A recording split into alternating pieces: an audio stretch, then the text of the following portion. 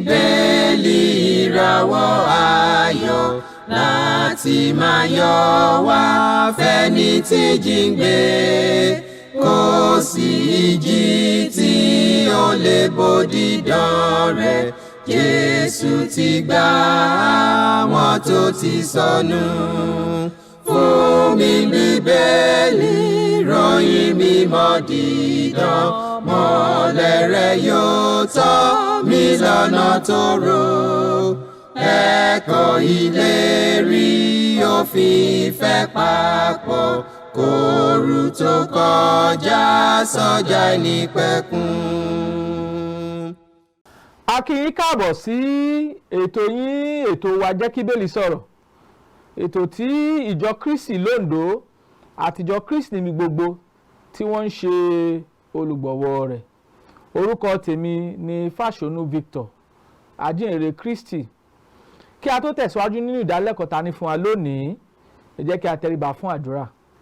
Bàbá wa mímọ́ tí ń bẹ lọ́run, Olódùmarè ọba ayérayé, bàbá wa nípasẹ̀ Jésù Kristi Olúwa, aláàánú àtolórí ọ̀fẹ́ jùlọ ní ẹ̀yin lẹ pọ̀ nínú àánú àtàgbára. Ẹ̀yin lẹ wà káyé tó máa wà, ẹ̀yin lẹ máa wà nígbà táyé kò ní sí mọ́. A fògo forúkọ yín fún iṣẹ́ ìyanu yín àtọwọ́ agbára yín lórí ayé wa. Ọlọ́run wa ẹ ṣé o, a gbé yín ga lọ́pọ̀lọpọ̀. Ọlọ́run wa ẹ jọ̀ọ́ nínú àánú yín kẹ́ ẹ bá wa sọ̀rọ̀. Ẹ jẹ́ kí ìfẹ́ yín ó yé wa, kẹ́ ẹ sì tàn mọ́lẹ̀ ọ̀rọ̀ yín sí wa lọ́kàn. Ní orúkọ Jésù Kristi Olúwa wa, àmín. Lẹ́ẹ̀kan sí a fi ọpẹ́, ìyìn, ògo, ọlá fún Ọlọ́run ẹlẹ́dàá wa fún oore ọ̀fẹ́ aláìlẹ́gbẹ́ èyí tí a rí gbà lọ́dọ̀ Ọlọ́run wa láti jẹ́ ọ̀kan nínú àwọn alààyè lónìí. Lẹ́ẹ̀kan sí a kí àwọn ènìyàn wa tí wọ́n wò wá nílé. Ìbùkún àti oore ọ̀fẹ́ àti wàláàyè Ọlọ́run kò ní fi ẹnì kọ̀ọ̀kan wa sílẹ̀ lórúkọ Jésù. A tún ti dé bí a ṣe ń dé láti dára wa lẹ́kọ̀ọ́ nínú ọ̀rọ̀ Ọlọ́run, àwọn òye àti oore ọ̀fẹ́ Ọlọ́run tọ́lọ́run fẹ́ kí a mọ̀, kí a sì jẹ́ alábàápín nínú agbára, ìmọ̀ àti òye Ọlọ́run. Lónìí kókó ẹ̀kọ́ tí a fẹ́ fi dára wa lẹ́kọ̀ọ́ ó ní ta ni ọ̀tá Ọlọ́run? Ta ni ọ̀tá Ọlọ́run? Kókó ẹ̀kọ́ tí a fẹ́ gbéyẹ̀wò nìyí, ta ni ọ̀tá Ọlọ́run? Kókó ẹ̀kọ́ tá a fẹ́ gbéyẹ̀wò nìyí. Nígbà tá a wo ìpèyè Ọlọ́run, tí a wo bí Ọlọ́run ti sọ ọ̀rọ̀ ara rẹ̀ tàbí ìwà nímọ́ Ọlọ́run, a rí kà pé Ọlọ́run wa tó dá ọ̀run, ayé àti ohun gbogbo tí ń bẹ nínú rẹ̀, Ọlọ́run wa Ọlọ́run ìfẹ́ ni. Ó nífẹ̀ẹ́ wa tó fi jẹ́ pé ní ìgbà tá a jẹ́ ẹlẹ́ṣẹ̀ pàápàá, ó rán ọmọ rẹ̀ Jésù Kristi láti wá kú fún wa. Ìwé Róòmù orí 5 ẹsẹ̀ 8 ló kọ́ wa bẹ́ẹ̀. Ó nífẹ̀ẹ́ ni Ọlọ́run wa.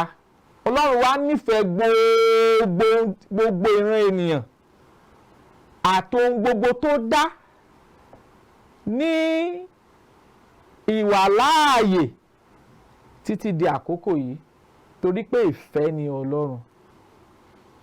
Ìwé Jòhánù orí 1 nígbà tá a kíyèsí ẹsẹ̀ 8 sí 9, kí ni Bíbélì sọ fún wa nípa ìfẹ́ tí ń ṣe Ọlọ́run?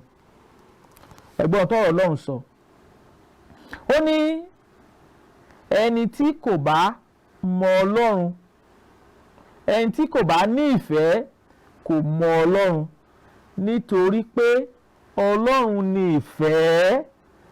Nípasẹ̀ èyí ni la fi hàn ìfẹ́ Ọlọ́run nínú wa, nítorí tí Ọlọ́run rán ọmọ bíbí rẹ̀ nìkan ṣoṣo sí ayé kí àwa kí ó lè yè nípasẹ̀ rẹ̀. Ẹ wo ìfẹ́ tí Ọlọ́run ní sí ìran ènìyàn.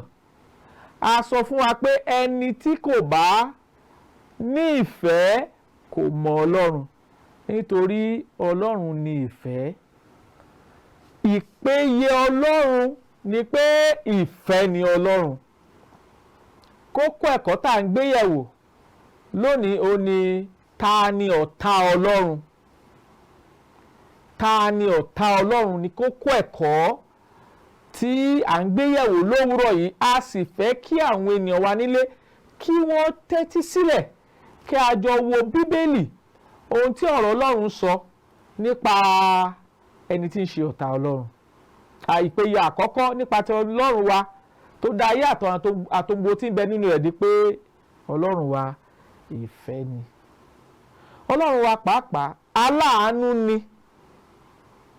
Aláàánú ni Ọlọ́run wa. Àti gbé àlàyé kalẹ̀ nípa ìfẹ́ tọ́lọ́run sì ràn ènìyàn tó sọ pé ẹnikẹ́ni tí kò bá ní ìfẹ́ kò mọ Ọlọ́run torí pé Ọlọ́run ni ìfẹ́. Nítorí èyí ni a ṣe fi ìfẹ́ Ọlọ́run hàn nínú wa nítorí tí Ọlọ́run rán ọmọ bíbí rẹ̀ kan ṣoṣo sí ayé kí àwa kí ó lè yè nípasẹ̀ rẹ̀. Ẹ wò ìfẹ́ Ọlọ́run tó tóbi èyí tí Ọlọ́run ní sí wa tó sì jẹ́ pé ìfẹ́ ni ohun gbogbo tó jọ mọ́ Ọlọ́run wa. Èkejì tá a sọ nínú ìpèyè Ọlọ́run ni pé aláàánú jù lọ òun ni Ọlọ́run wa. Aláàánú jù lọ ni. Ẹ ká gbọ́ ohun tí ìwé Títù orí ìkẹta kọ́ wa nípa àánú Ọlọ́run. Ẹ ká wo ẹsẹ̀ 4. Ó ní ṣùgbọ́n ní ìgbà tí ìṣeun Ọlọ́run olùgbàlà wa àti ìfẹ́ rẹ̀ sí ènìyàn farahàn kì í ṣe nípa iṣẹ́ tí àwa ń ṣe nínú òdodo ṣùgbọ́n gẹ́gẹ́ bí àánú rẹ̀ ni ó gbà wá là nípa ìwẹ̀nùmọ́ àtúnbí àti ìsọditítun ẹ̀mí mímọ́. A fi hàn wá nínú ọ̀rọ̀ Ọlọ́run yìí pé nígbà tá àánú Ọlọ́run hàn tá a fi hàn ní pípé a rí i pé ó rán olùgbàlà sí wa. Ó sì fi ìgbàlà rẹ̀ ìgbàlà Ọlọ́run nípasẹ̀ Jésù fi hàn wá. Kì í ṣe nípa iṣẹ́. A ò ṣiṣẹ́ kankan láti ní ìgbàlà Ọlọ́run ṣùgbọ́n nípa àánú Ọlọ́run tí Ọlọ́run fúnra rẹ̀ jẹ́ àánú. Òun ló rán àánú rẹ̀ sí wa láti gbà wá là nípasẹ̀ Jésù Kristi láti wẹ̀ wá nù pẹ̀lú ọ̀rọ̀ náà àti láti pé a gba ẹ̀mí Ọlọ́run sínú ọkàn àtayé wa. Ọlọ́run wa pàápàá òun náà ni olùpèsè ohun rere gbogbo fún wa. Ọlọ́run wa ni olùpèsè ohun rere gbogbo fún wa. Kí ni Bíbélì sọ nínú ìwé Jákọ́bù orí 1 nígbà tá a kíyèsí ẹsẹ̀ 17. Ó ní gbogbo ẹ̀bùn rere àti gbogbo ẹ̀bùn pípé láti òkè ni ó ti wá. Ó sì sọ̀kalẹ̀ láti ọ̀dọ̀ bàbá ìmọ́lẹ̀ wá lọ́dọ̀ ẹni tí kò lè sí àyípadà tàbí òjìji àyídà. A rí kà nínú ìwé Jákọ́bù orí 1 ẹsẹ̀ 17 pé ẹ̀bùn rere àtohun rere ó ń ti ọ̀dọ̀ Ọlọ́run wá. Àwọn olóyìnbó sọ pé nature of God. Òun ni ìfẹ́, òun ni àánú, òun ni bàbá olùpèsè ohun rere gbogbo fún àwọn tí ó mọ̀ àti fún ayé pẹ̀lú. Ohun ẹ̀bùn rere àtohun rere ó ti ọ̀dọ̀ bàbá wá, bàbá ìmọ́lẹ̀ wá. Nínú èyí tí kò sí ìyípadà, nínú èyí tí kò sì sí àyídáyidà kan. Ọlọ́run wa ìpèyè rẹ̀ ó ní ìfẹ́, àánú, ìpèsè àti wípé Ọlọ́run wa pàápàá nínú èrò rẹ̀ fún ìran ènìyàn ni pé láti di ẹni ìgbàlà kí a sì wá sí ojú ìmọ̀ òtítọ́. Kí ni Bíbélì sọ? Nígbà tá a kíyèsí ìwé Tímótì kínní, nígbà tá a wo ìwé Tímótì kínní orí 2, nígbà tá a wo ẹsẹ̀ 4, kí l'Ọlọ́run sọ? Ó ní ẹni tí ó fẹ́ kí gbogbo ènìyàn ní ìgbàlà kí wọn kí ó sì wá sínú ìmọ̀ òtítọ́. Ẹ̀wù tí Ọlọ́run fẹ́ fún ìran ènìyàn. Ọlọ́run fẹ́ kí ìran ènìyàn kó wá sí ìmọ̀ òtítọ́ kí wọ́n sì ní ìgbàlà Ọlọ́run. Ìpèyè Ọlọ́run nìyí. ẹ má sì jẹ́ ká gbàgbé ohun tá à ń gbéyàwó ní ta ni ọ̀tá Ọlọ́run. Ohun tá à ń gbéyàwó ní ta ni ọ̀tá Ọlọ́run. Ìpéye Ọlọ́run sí ìran ènìyàn ó ní ìfẹ́. Ìpéye Ọlọ́run sí ìran ènìyàn ó ní àánú. Ìpéye Ọlọ́run sí ìran ènìyàn ní bàbá olùpèsè ohun rere gbogbo fún àwọn ènìyàn rẹ̀. Ìpéye Ọlọ́run ni pé Ọlọ́run fẹ́ kí gbogbo ènìyàn kó di ẹni ìgbàlà kó sì wá sí ojú ìmọ̀ òtítọ́. Nature, ẹ wo nature ìpéye Ọlọ́run gẹ́gẹ́ bí a ti rí àgbékalẹ̀ rẹ̀ nínú ọ̀rọ̀ Ọlọ́run. Àwa ń béèrè pé ta ni ọ̀tá Ọlọ́run. Bíbélì gbé àlàyé kalẹ̀ àwọn tí wọ́n dúró gẹ́gẹ́ bí ọ̀tá sí Ọlọ́run. A sì máa gbé wọn yẹ̀wò ní ọyọ̀ kọ̀ọ̀kan. Ẹ wo irú oore tí Ọlọ́run ṣe fún ìran ènìyàn. Ọlọ́run ló ń pèsè ohun rere gbogbo fún wa. Ọlọ́run wa jẹ́ Ọlọ́run ìfẹ́ àti Ọlọ́run ìdáríjì. Ó jẹ́ Ọlọ́run àánú. Ó sì jẹ́ Ọlọ́run tó ń pèsè ohun rere gbogbo. Ọlọ́run wa pàápàá ó sì jẹ́ Ọlọ́run tó ń fẹ́ kí gbogbo ìran ènìyàn kó di ẹni ìgbàlà ká sì wá sí ojú ìmọ̀ òtítọ́ Ọlọ́run nípasẹ̀ Jésù Kristi. Ẹ wo orú ìfẹ́ aláìlópin, ẹ wo orú àánú aláìlópin, ẹ wo orú oore ọ̀fẹ́ aláìlópin àti ìpèsè aláìlópin tọ́lọ́run ti pèsè fún ìran ènìyàn nítorí pé òun ni ó dá wa. Àwa ni àgùntàn pápá rẹ̀ gẹ́gẹ́ bí ohun tí ìwé orin Dáfídì 100 nígbà tá a kíyèsí ẹsẹ̀ kínní ìkejì àti kẹta tó sọ fún wa. Ọlọ́run ló dá wa ó sì mọ ohun tó yẹ wá. Ìdí ẹ̀ ló fi pèsè ohun rere gbogbo fún wa kí àwa tá a jẹ́ ènìyàn ní ìwàláàyè wa kí a lè mọ̀ ọ́. Táwa ni ọ̀tá Ọlọ́run. Gẹ́gẹ́ bí àlàyé tí Bíbélì gbé kalẹ̀, a fẹ́ wo àwọn ìtumọ̀ tá là ń pè ní ọ̀tá.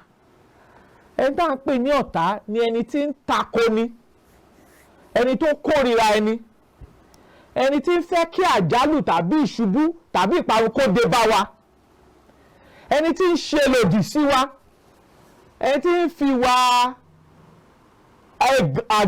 ẹ̀gàn tó sì ń fi wá ìwà àìnáání tó ń fi hàn. Ẹni tá à ń pè ní ọ̀tá nìyí, ẹni tó lòdì sí wa, ẹni tó kórìíra wa, ẹni tí ó fẹ́ ṣe wá ní jàǹbá àti ibi, ẹni tó ṣà ń ṣe lòdì sí ohun gbogbo tí a bá ń ṣe, ẹni tó ń fẹ́ fi ìwà ẹ̀gàn àti ìwà búburú gbogbo tó fẹ́ fi hàn sí wa gẹ́gẹ́ bí ẹnì kọ̀ọ̀kan tàbí àwùjọ àwọn èèyàn tàbí àgbékalẹ̀ kan. Ẹni tá à ń pè ní ọ̀tá ni. Tá là ń pè ní ọ̀tá Ọlọ́run. Ọ̀tá Ọlọ́run lẹni tó kórìíra Ọlọ́run, lẹni tó kórìíra ó sì ṣe lòdì sí Ọlọ́run. Ó sì fẹ́ láti rí pé àwọn gbogbo tó jọmọ́ ti Ọlọ́run òun ṣe ìpalára fún wọn, òun sì bá wọn jà wọn kó má lè ní ààbò ìtọ́jú, kó má lè gbàgbọ́ nínú Ọlọ́run tí ń ṣe Ọlọ́run ìfẹ́, Ọlọ́run tí ń ṣe Ọlọ́run àánú, tí ń ṣe Ọlọ́run olùpèsè oore gbogbo, tí ń ṣe Ọlọ́run tó fẹ́ kí a di ẹni ìgbàlà ká sì wá sójú ìmọ̀ òtítọ́. Ta ni ọ̀tá Ọlọ́run? A ti ṣàlàyé ẹni tí ọ̀tá jẹ́, a ti ṣàlàyé ẹni tí ọ̀tá Ọlọ́run jẹ́. Bíbélì ti gbé àlàyé kalẹ̀ nípa àwọn ọ̀tá sí Ọlọ́run. Ọ̀pọ̀lọpọ̀ wa lè máa mọ̀ pé ipò, ìwà, àwọn ìṣe tí à ń ṣe ó ń fi wá hàn gẹ́gẹ́ bí ọ̀tá sí Ọlọ́run. Táwa ni ọ̀tá àkọ́kọ́? Ta ni ọ̀tá Ọlọ́run àkọ́kọ́? Àkọ́kọ́ ọ̀tá Ọlọ́run òun ni Sátánì. Sátánì ni ọ̀tá Ọlọ́run tí ń ṣe lòdì sí Ọlọ́run, tí ń sọ̀rọ̀ lòdì sí ọ̀rọ̀ tó Olúwa ti gbé kalẹ̀, tí ń ṣe ohun lòdì sí àwọn tó fẹ́ ṣèfẹ́ Ọlọ́run, tí ń sọ òmíràn yàtọ̀ sí òtítọ́ tọ́lọ́run ti gbé kalẹ̀ nínú Bíbélì fún àwọn ènìyàn tó fẹ́ láti ṣèfẹ́ Ọlọ́run. Kí ni Bíbélì sọ fún wa nípa Sátánì tí ń ṣe ọ̀tá Ọlọ́run? Pétérù kínní, kí ni Bíbélì kọ́ wa nígbà tá a kíyèsí orí 5 nígbà tá a wo ẹsẹ̀ 7, kí ni Bíbélì wí? A tún kíyèsí ẹsẹ̀ 8 náà. Ó ní ẹsẹ̀ keje sọ pé ẹ máa kó gbogbo àníyàn yín le nítorí tí òun ṣe ìtọ́jú yín. Ẹ máa wà ní àìrékọjá, ẹ máa ṣọ́ra nítorí èṣù ọ̀tá yín bí kìnìún tí ń ké ramúramù, ó sì ń rìn káàkiri, ó sì ń wá ẹni tí yóò pàjẹ́ kiri. A ti fi hàn pé Sátánì òun ni ọ̀tá Ọlọ́run àti ọ̀tá àwọn ènìyàn mímọ́, àwọn ọkàn olóòótọ́ tó ń fẹ́ láti ṣèfẹ́ Ọlọ́run. A ti fi hàn wá bẹ́ẹ̀ torí pé ìwé Pétérù kínní orí 5 nígbà tá a kíyèsí ẹsẹ̀ 7 ẹsẹ̀ 8 ó ní ká wà láláìrékọjá nítorí ọ̀tá yín tí ń ṣe èṣù, ó ń wẹ́ni tí ó pàjẹ́ kiri, ó ń ké ramúramù, ó sì ń wẹ́ni tí ó pàjẹ́ kiri. Ọ̀tá Ọlọ́run àkọ́kọ́ nìyí. Kí ni tó fi jẹ́ ọ̀tá fún Ọlọ́run? Gbogbo tí Ọlọ́run bá sọ ìdàkejì rẹ̀ ló ń sọ. Ẹ wo inú ọgbà Édẹ́nì kẹwo tó ṣẹlẹ̀ ní ìwé Genesis orí 3 nígbà tá a kíyèsí láti ẹsẹ̀ 1 sísàlẹ̀. Ọlọ́run sọ fún Ádámù àti Éfà pé ọ̀pọ̀lọpọ̀ èso tó wà nínú ọgbà lẹ lè jẹ, ṣùgbọ́n èso tó wà láàrin ọgbà ẹ kò gbọdọ̀ débẹ̀, ẹ kò gbọdọ̀ jẹ. Nígbà tí ejò náà dé, ó sọ fún Ádámù pé Ọlọ́run fúnra rẹ̀ mọ̀ pé tẹ́ ẹ bá jẹ ojú yín yóò là. Ìtànjẹ Sátánì òun ló ń fẹ́ láti yí ọ̀rọ̀ Ọlọ́run po kí ogunlọ́gọ̀ àwọn ènìyàn kó lè wà lẹ́yìn rẹ̀, torí pé ìparun àti ìdálẹ́bi ni fún Sátánì. Sátánì ni ọ̀tá Ọlọ́run àkọ́kọ́ tá a gbọ́dọ̀ kọ́kọ́ kíyèsí. Ọ̀tá fún ènìyàn sí nítorí pé ìwé Pétérù kínní orí 5 ó ní ọ̀tá yín tí ń bú ramúramù tó sì ń wẹ́ni tí ó pàjẹ́ kiri. Ọ̀tá Ọlọ́run àti ọ̀tá àwọn Kírísítẹ́nì òun ni Sátánì. A kò gbọdọ̀ gbà á láàyè. Ọ̀tá Ọlọ́run ni Sátánì láti tàn wá. Sátánì yí ìpinnu Ọlọ́run. Sátánì ń fa jàǹbá fún ìran ènìyàn, ó sì ń fẹ́ kí wọ́n kúrò ní ọ̀dọ̀ Ọlọ́run. Ẹ wo àlàyé ìfẹ́ Ọlọ́run kan nínú ìwé Mátíù orí 16 ká kíyèsí ẹsẹ̀ 22 ká gbọ́ ohun tí ọ̀rọ̀ Ọlọ́run kọ́ wa níbẹ̀. Ẹ gbọ́ o. Ó ní nígbà náà ni Pétérù mú, ó bẹ̀rẹ̀ sí í bá a wí pé ká má rí Olúwa, kì yóò sì rí bẹ́ẹ̀ fún ọ. Ṣùgbọ́n ó yí padà, ó sì ń Pétérù pé kúrò lẹ́yìn mi Sátánì, ohun ìkọ̀sẹ̀ ni ìwọ jẹ́ fún mi.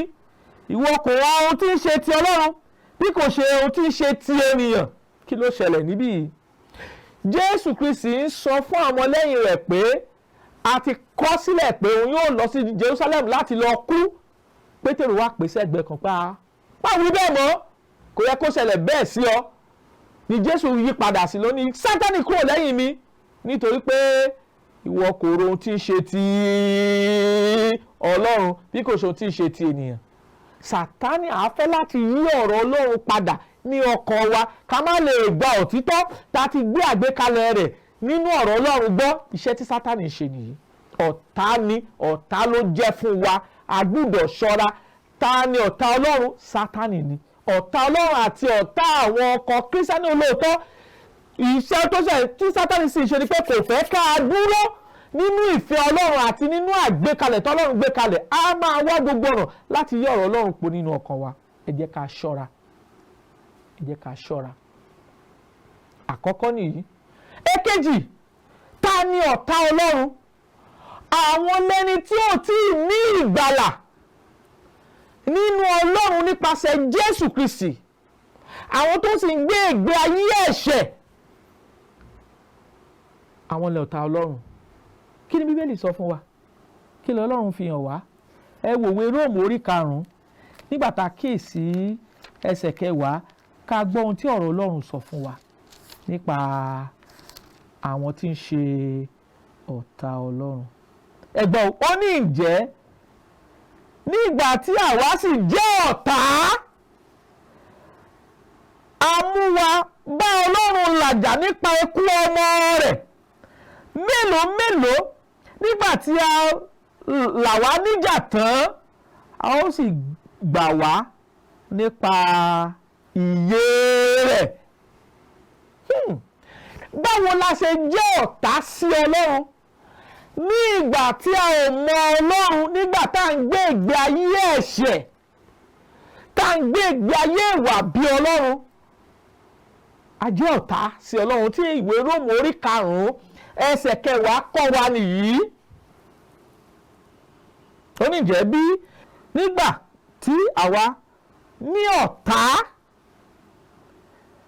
àmúwa bá Ọlọ́run làjà nípa ikú ọmọ rẹ̀.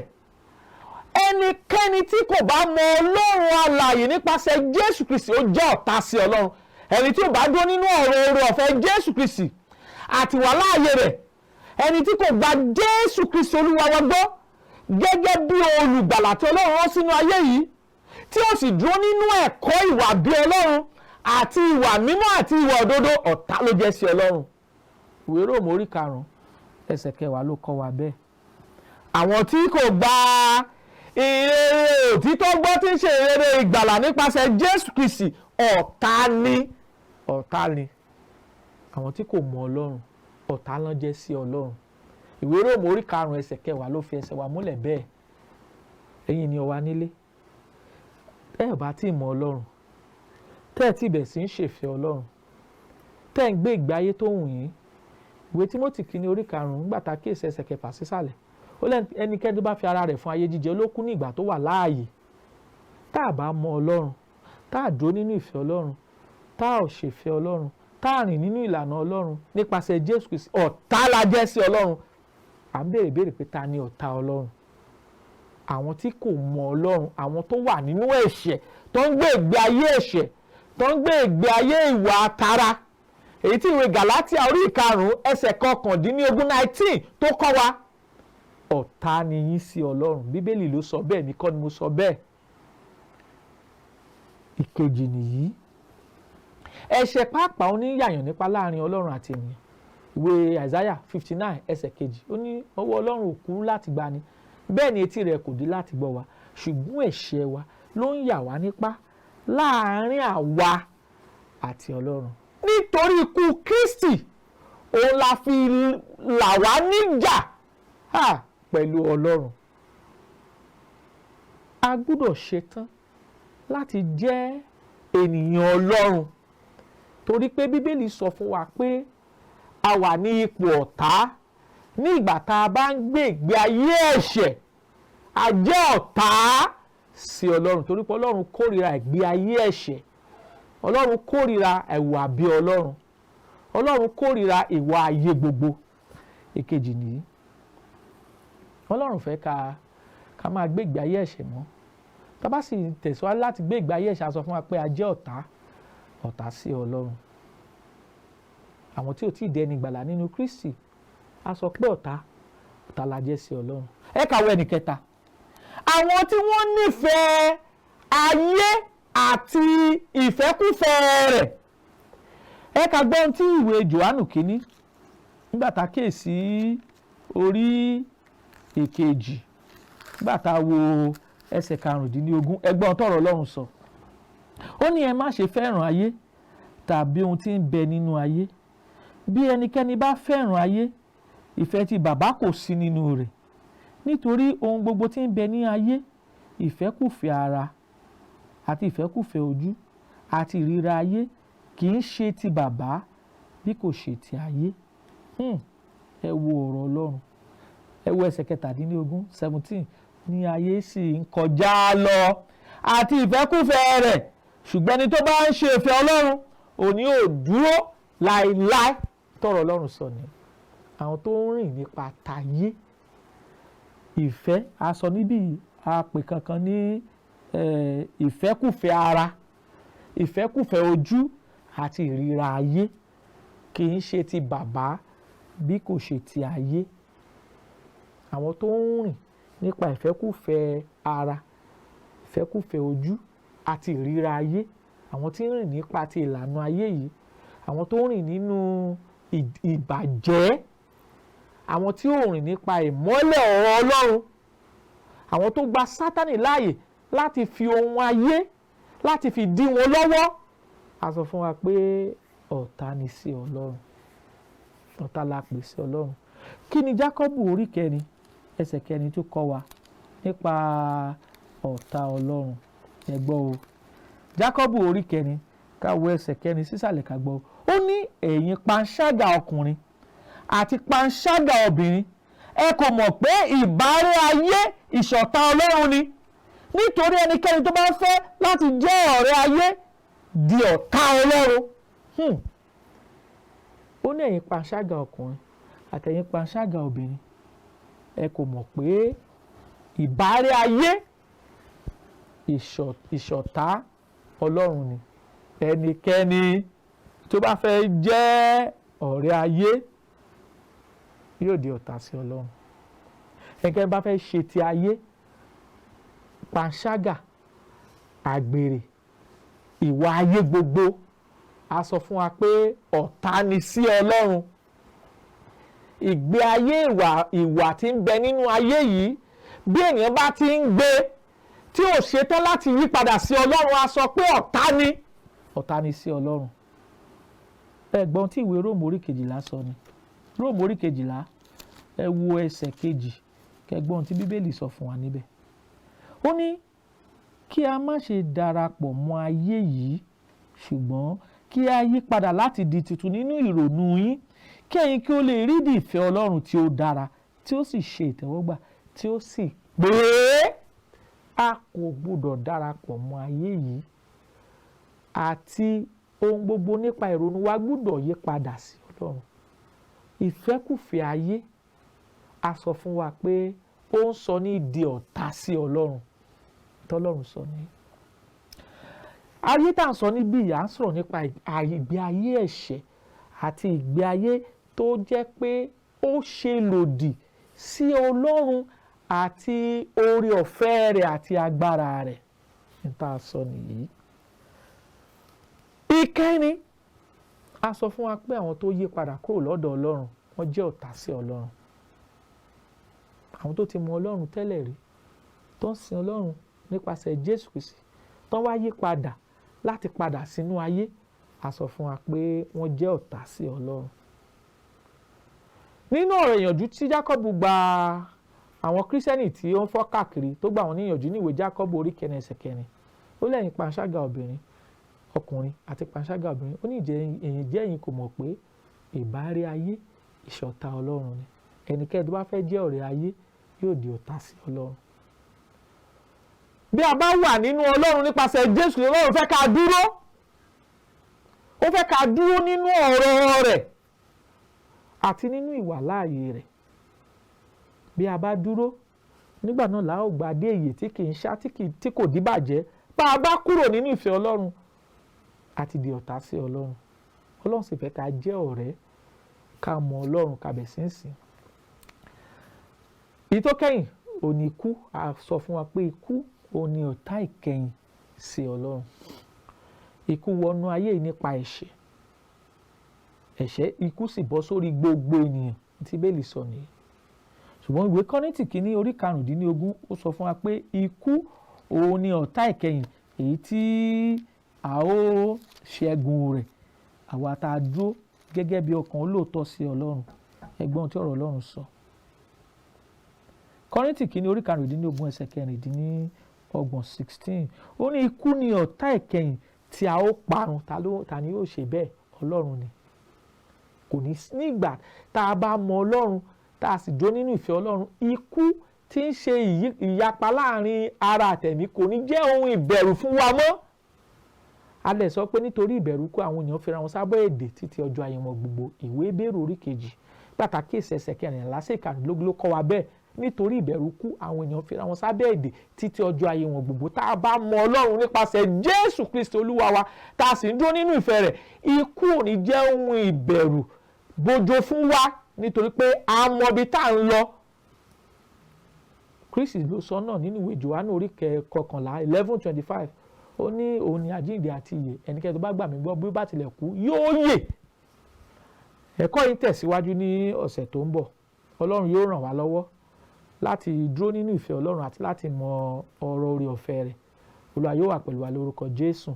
Tí a bá fẹ́ béèrè tàbí ẹ̀bẹ̀ fún àdúrà, àwọn nọ́mbà tẹ́ ó pè wá sí nìyí 08057444902 tàbí 08065717023. Kí àlàáfíà àti wàláyé Ọlọ́run kó máa bá wa gbé títí di ìgbà mìíràn tá a tún fi pàdé lórúkọ Jésù Kristi Olúwa wa, àmín. Fún mi ní Bíbélì ìràwọ̀ ayọ̀ láti máa yọ̀ wá fẹ́ni tí jíǹgbé, kò sí ìjì tí ó lè bòdì dán rẹ̀. Jésù ti gbà àwọn tó ti sọnù. Fún mi Bíbélì ìròyìn mímọ́ dídán, mọ́lẹ̀ rẹ̀ yóò tọ́ mi lọ́nà tòrò. Ẹ̀kọ́ ìlérí òfin ìfẹ́ papọ̀, kóru tó kọjá sọ́jà ìnípẹ̀kun.